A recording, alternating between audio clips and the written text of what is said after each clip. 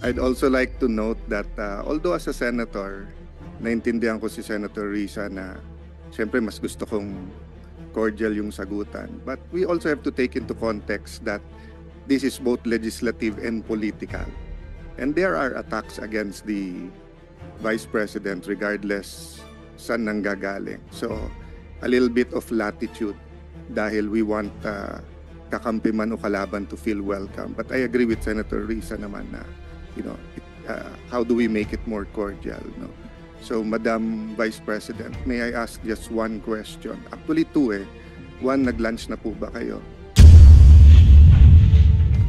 I'm very cordial Yes, when it ma'am. comes to international diplomatic relations. Gusto nyo i-discuss natin No. yung West Philippine Sea. Yes. But hindi kasi ako plastic na tao. No, I agree with you, ma'am. That's why nga sinasabi ko po na hindi lang to legislative, political din. That's why you should be given the latitude to answer in the way that you feel it could be properly answered, di ba? Senator Tolentino, you had your hand raised earlier. I was about to ask for a minute suspension of the hearing, but since the good chairperson of this committee already gave her guidance on how this budget hearing should proceed, I defer to the wisdom of the chairperson. Thank you. I would like to acknowledge the presence of Senator Bong Revilla and Senator Robin Hood Padilla. Thank you. Anybody else? Senator Mark Villar as well. And Senator Alan, Senator Alan Cayetano. Any more questions? Yes. Senator Amy Marcos, you're recognized. Yes, samantalang nasimulan na ang pagtatanong tungkol sa budget, nais kong bigyan ng pagkakataon ng pangalawang Pangulo na sumagot sa mga pumupuna sa kanya at laging binabanggit ang mga COA report ng 2022-2023 na mababa daw ang implementasyon at kulang daw ang internal controls at guidelines. May masasabi po ba tayo tungkol dito? May kasagutan po ba ito? Madam Chair, yes, we call on Attorney Rosaline Sanchez to answer the question. Good afternoon, Madam Chair. On the first question on the low implementation of some of the programs, Your Honor, some of the programs were just started to be implemented by the office in 2023. So we are still in the process of fine-tuning the details of the program and obtaining the requirements from the applicants of the programs. Specifically on the Magnegosyo Taday project, we have seen that some of our target beneficiaries have difficulty in complying with the requirements, and we are closely working with the Commission on Audit to streamline the process for the application of the program. And on the controls, on the matter of controls, Madam Chair, we would like to know that we have not received, we would like to know that audit findings are still not yet final, and we are again working closely with COA to improve our processes and address the issues that they have raised during the audit, Madam Chair.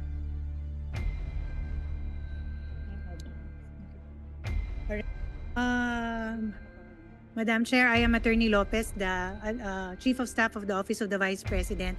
As regards the first question on the matter of the low implementation rate of the Office of the Vice President, for the past 2 years, Your Honor, for year 2022 and 2023, as we have presented early on, the Office of the Vice President has a 92% utilization rate, actually.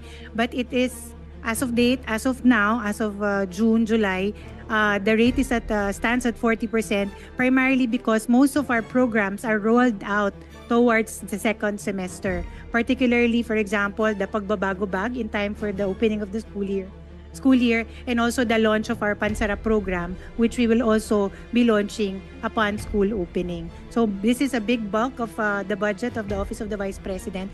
Hence, there is a low utilization rate. But at the end of the year, all of this Madam Chair, as we have, as records will bear out, it will be around the 90 to 92% utilization rate.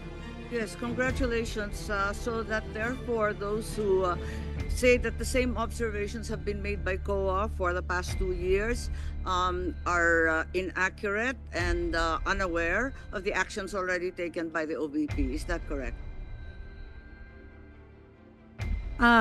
Ma'am, the matter of the low, it is correct as regards the matter of the first semester, because we really do have a low utilization rate even for the past years as regards the first semester. But The towards repeated the observation from COA is regards to the inadequate guidelines, processes, and the lack of internal control. Yun ang naulit ng 2 taon. Na isaayos na ba yan? Kasi Opo. nabanggit ni attorney na kausap na ninyo yung COA at ginagawa na ng guidelines na sapat. That is correct, Your Honor. We are working continuously with the team from the Commission on Audit to improve and streamline our processes and guidelines. Nakakatuwa yung budget ninyo, nautangan pa kayo ng CHED. Nabayaran na ba kayo ng 18 million na utang?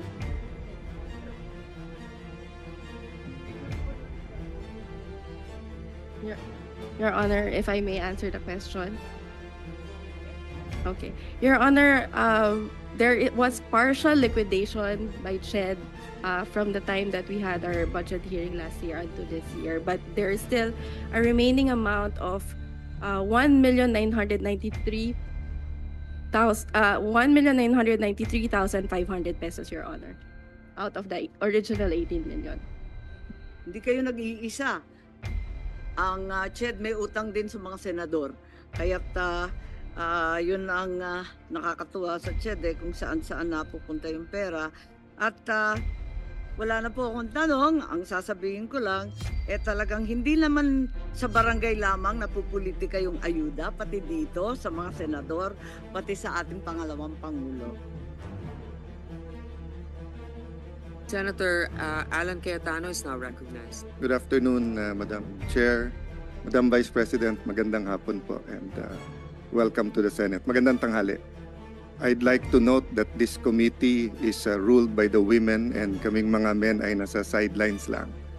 I'd also like to note that although as a senator, naintindihan ko si Senator Risa na siyempre mas gusto kong cordial yung sagutan. But we also have to take into context that this is both legislative and political.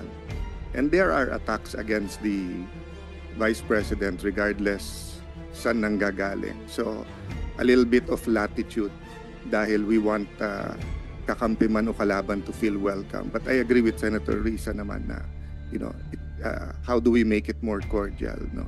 So, Madam Vice President, may I ask just one question? Actually, two eh. One, nag-lunch na po ba kayo? And Yes, Senator Cayetano, nag-lunch na po ako. And I'm very cordial yes, when it ma'am. comes to international diplomatic relations. Gusto nyo i-discuss natin yung West Philippine Sea. Yes. But hindi kasi ako plastic na tao. No, I agree with you, ma'am. That's why nga sinasabi ko po na hindi lang to legislative, political din. That's why you should be given the latitude to answer in the way that you feel it could be properly answered, di ba? So kaya ko lang tinanong kung nag-lunch kayo kasi in the first 2 years, I know that you got a very warm welcome sa Senate. So I'm hoping sa budget hearing it doesn't change, no? I remember ang daming pumunta sa lunch noon. So my question lang, ma'am, is what can we do for the Office of the Vice President? Meron bang ni-request sa DBM na wala sa budget niya so that we can consider it at the proper time? No, we are already okay with the approved budget from the Department of Budget. The approved proposed budget in the NEP from the Department of Budget and Management. And we leave it up to members of Congress to decide on the budget. Thank you. Thank you, Madam Chair. Thank you to the Office of the Vice President. Any more questions?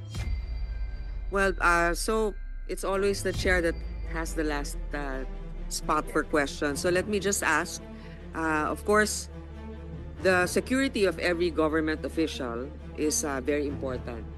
And recently, it was discussed that a number of security personnel was taken out from the Office of the Vice President. I think, if I'm not mistaken, totally, the PNP said they recalled 373 personnel across all agencies.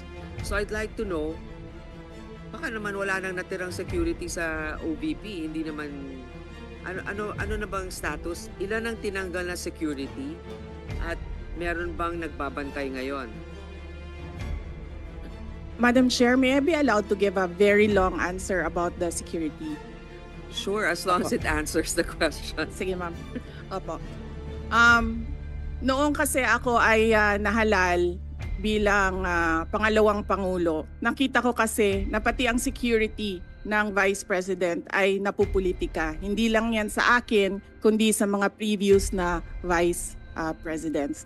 Kaya nung tapos na ang eleksyon pero hindi pa ako naupo, sumulat ako kay former Secretary Delphine Lorenzana. Sinabi ko sa kanya, "Sir, ang security ng Vice President should only be up to the level of the Vice President. Hindi po pwede na umakyat ang information at ang security ng Vice President sa iba pang opisyal."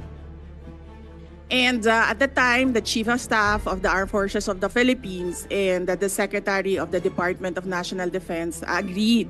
That's why on June 2022, ito yung sa Armed Forces of the Philippines. On June 2022, the Secretary SND wrote to the Chief of Staff of the AFP, from Vice Presidential Security Detachment under the PSG, Secretary Lorenzana ordered the Vice President Security and Protection Group, which is a separate entity from the PSG. So ito yung June 22, 2022. Ngayon, nag-issue ng orders ang AFP GHQ ng General Order 0917 to activate the reorganization from detachment to security group.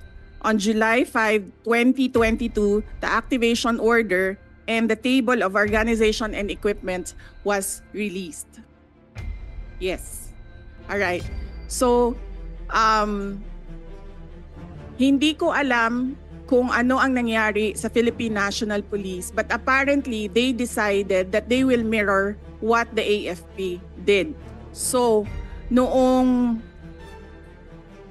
December 9, 2022, inactivate ang Vice Presidential Protection Division under the PSPG. Ito under ng NHQ General Order OPL 22-22 and NAPOLCOM Resolution 2022-0675. Kaya po mali yung sinasabi ng lahat, hindi lang ako nagsasalita, ngayon lang ako nabigyan ng opportunity na magsalita.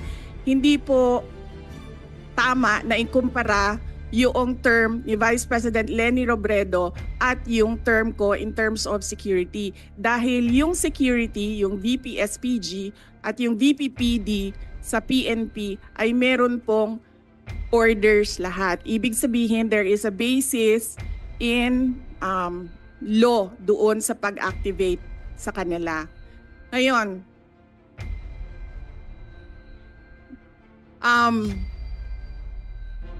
yung sa Philippine National Police, kinuha nila ang 75 na personnel.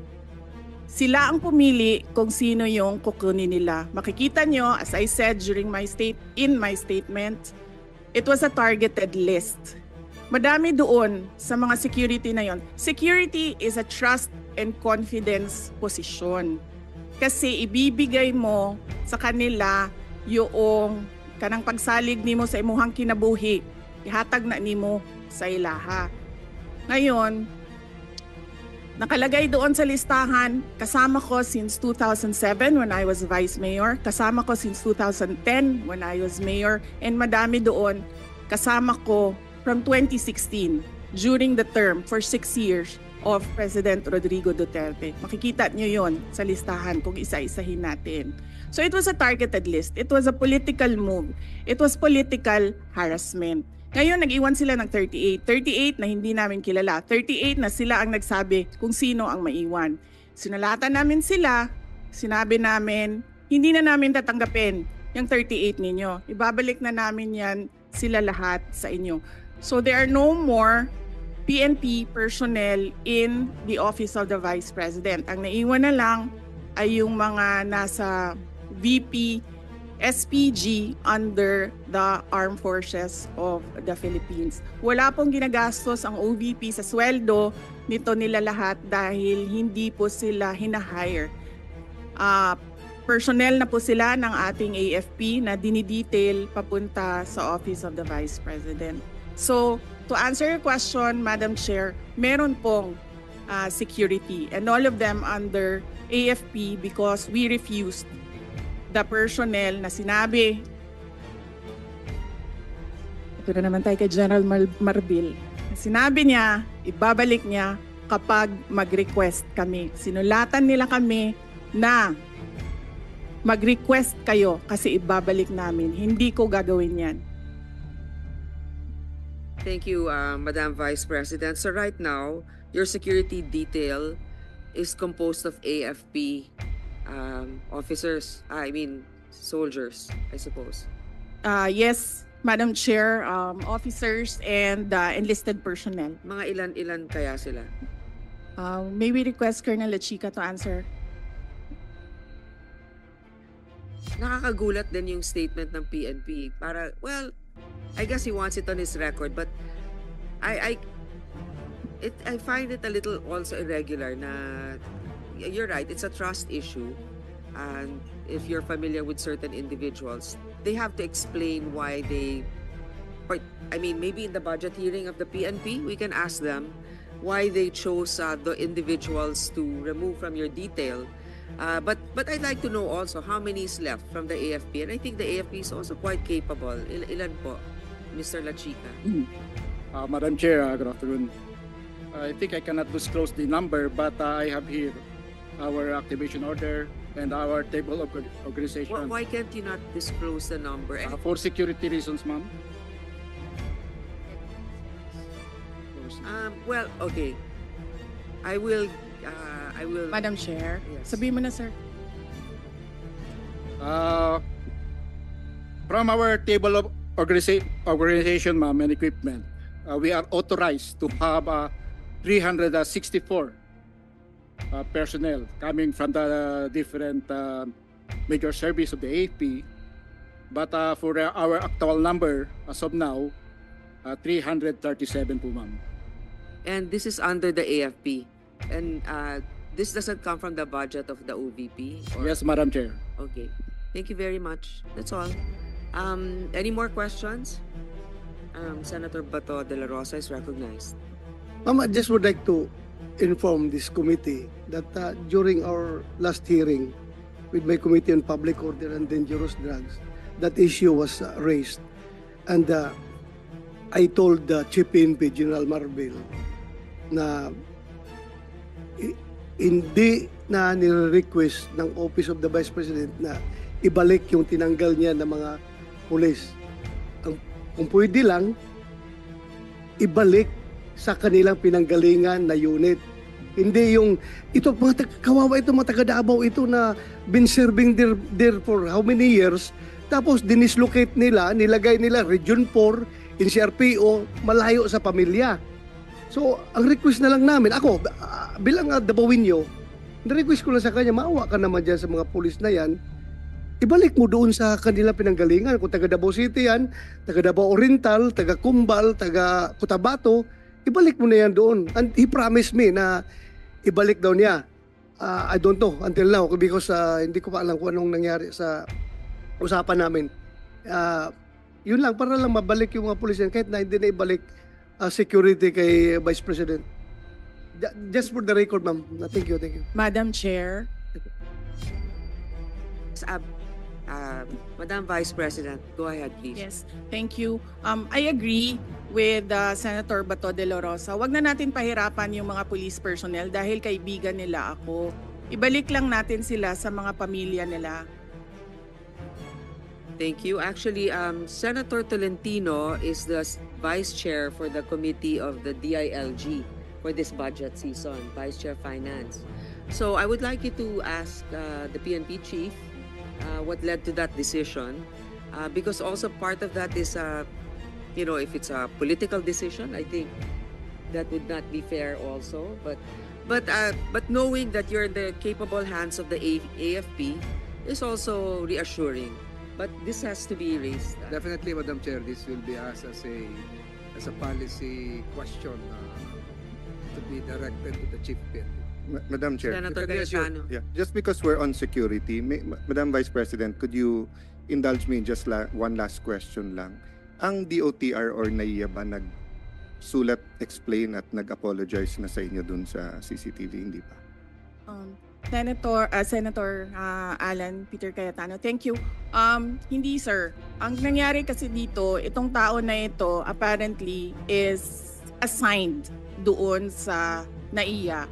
Ang tao na ito is a media person na-assigned permanently, I think, sa NAIA because this is the second time na nilabas niya yung istorya sa mga anak ko. Yung una, when I left for Singapore, year 2021. Wala naman akong problema doon. Ang aking problema lang is itong tao na ito, nilalabas niya pati yung information na kasama ko yung mga anak ko. Alam namin kung sino siya. We have footage na kumukuha siya ng cellphone footage. Ang sinasabi ko lang doon sa aking statement ay dapat siguro i-beef up ng NAIA ang security nila dahil may tao doon sa boarding lounge na hindi pasahero at hindi employee ng gobyerno at hindi employee ng NAIA. Yun yung sinasabi ko. If you want to have a world-class airport, dapat world-class din yung security natin. Hindi siya pasahero. And in certain areas, bawal talaga, di ba? Sa immigration, dun sa may... there's certain areas na bawal kumuha. The reason I asked it, Madam Vice President, is yun nga, yung minsan kasi nasa-sensationalize, nagkakampihan, but nakakalimutan yung point eh.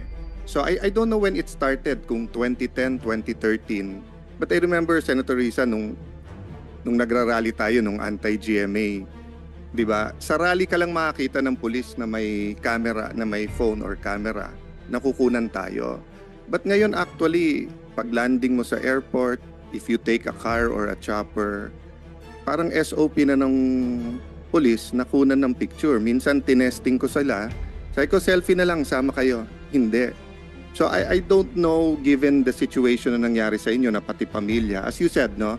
Like ako, sanay naman ako kunan ng picture whether they love me or hate me. That's why they want to get a picture. Minsan, pinapalitan yung lumabas dun sa 10,000 dun sa Rockwell. Actually, pinalitan nila yung audio. Lumabas pa sa TV. Baliktad.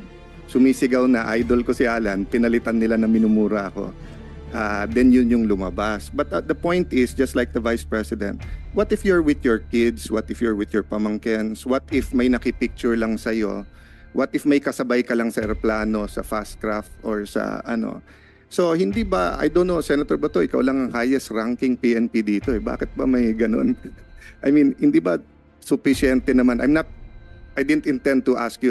Baka I asked this But para I intend matanong to din. answer. Yeah. But I intend to answer. No, kasi my point of view naman is, if it's for the record, unang-una, pag sumakay ka ng helicopter or ng aeroplano, dapat talaga may manifest yon. Pag landing mo, nandun yung police, eyewitness ka naman, dapat isulat yon. So if factually, pumunta yung Vice President sa aeroplano, sumakay sa papuntang Davao, factually naman pwede mo isulat eh. Hindi mo naman kailangan ng project nga. Ang daming ghost, ayaw kunan ng COA at saka ng DPWH ng cellphone, nawawala yung project eh.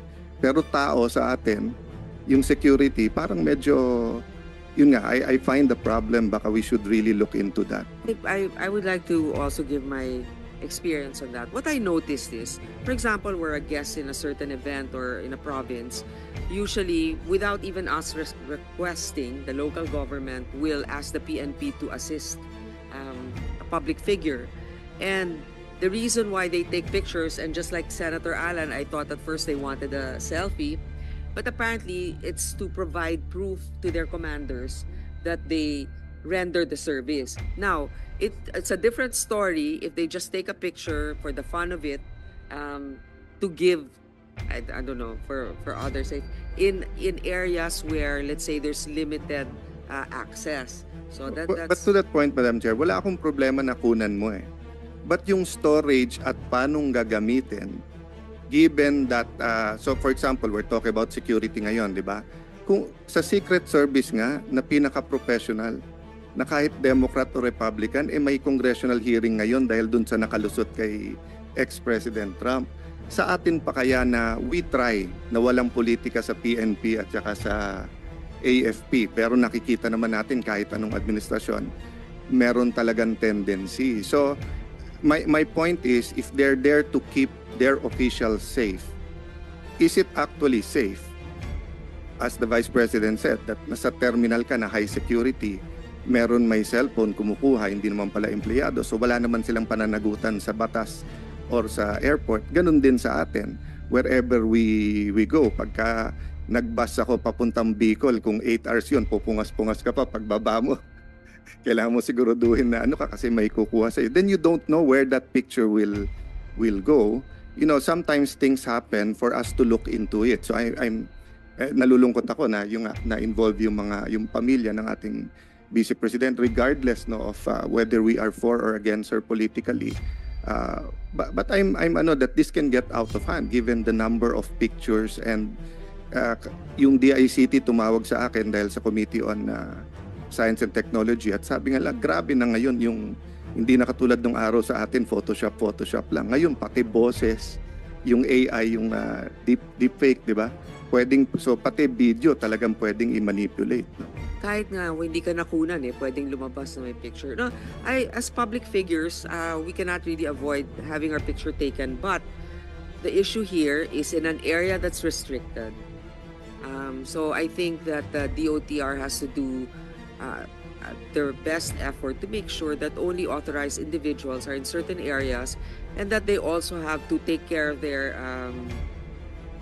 CCTV, whatever. I mean, unless it's for the interest of the public, the safety of our national security issue, right? They better be careful with the information that they are handling. Senator Bato, you're recognized. Yeah, thank you, Madam Chair.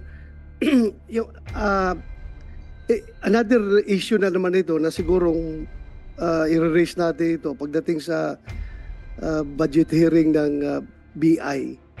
Dahil nga, itong Vice President natin na lalabas ng bansa,